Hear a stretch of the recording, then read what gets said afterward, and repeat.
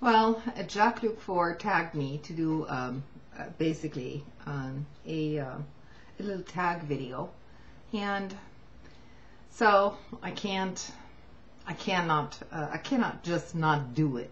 Okay, so thanks, Jacques-Luc. I feel very honored by this tag. Actually, what I want to get out there is your own spirit. And I think you're very much on board with this. I usually don't tend to focus too much attention on any kind of charity appeals during the major holidays. You know, the holiday season is, of course, one of those times during the year where people become aware of others who might be in need and who have it much worse off than ourselves. So it's a logical fundraising kind of effort during that time. I tend to focus my attention after the holidays, and as you do, you know, throughout the year. After the holidays, as many of you know, all of these donations to all of these charities usually dry up pretty badly, especially during the months of January, February, and March, when it gets very cold, and when people are freezing on the streets in some states, you know, depending on where you live. So that's kind of where, in terms of the homeless charities and so on, that's where I tend to focus my attention, is basically after the holidays. Now, as far as bigger organizations go, you kind of have to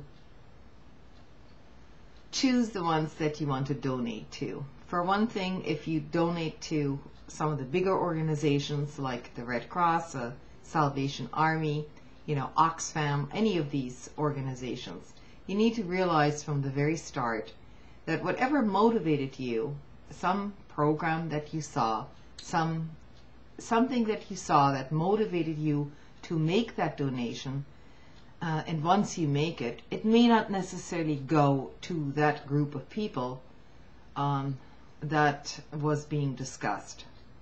It goes into a much larger pool. Some of it goes into huge administrative costs, and some of it may not even reach those people, although some of it undoubtedly does.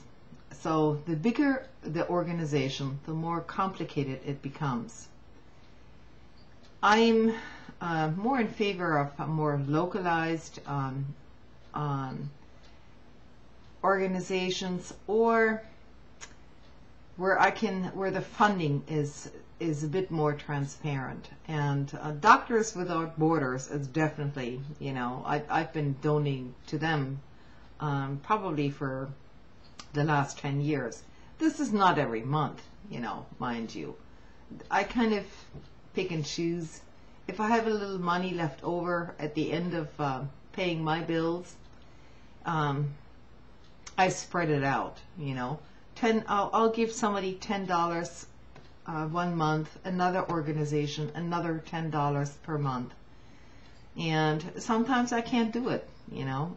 If I live paycheck to paycheck, okay, just so everybody knows. I don't have a savings account. No, I don't.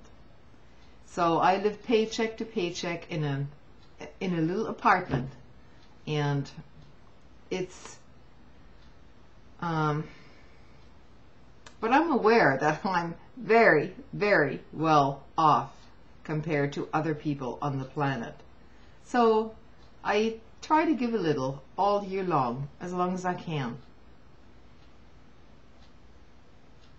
There is also a big misconception about giving to some homeless people on the street, you know. Some of you may think that these people are just trash, lazy, drunkards, drug addicts, or whatever. Well, I'm here to tell you, don't be this judgmental about people. You never know why this person actually ended up on the street to begin with.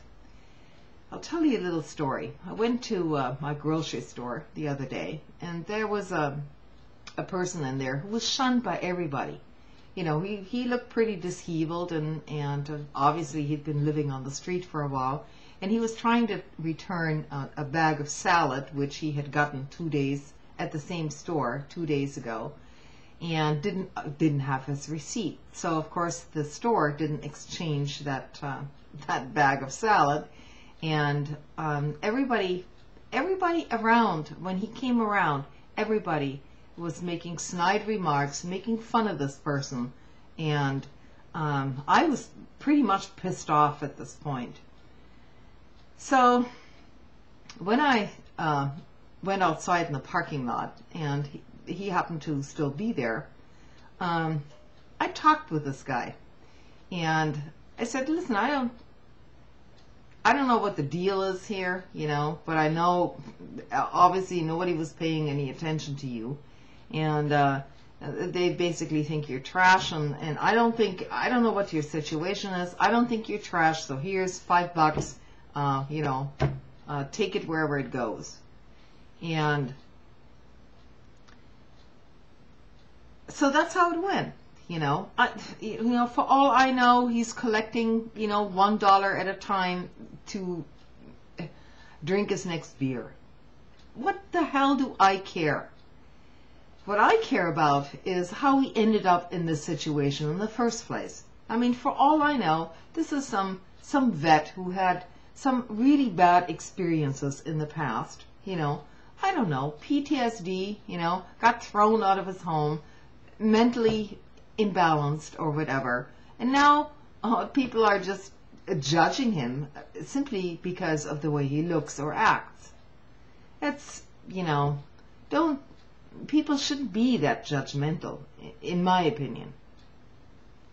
And no, I'm not going to stop for every homeless person on the next street corner. It's just, you know, all I'm saying is don't be so fucking judgmental about people. I mean, this could be, you know, your grandson coming home from Iraq, you know, or your brother coming home, you know, who ended up homeless because of the stupid war. And nobody's helping these people, you know. I mean, who knows? Who knows? I don't know these people's stories.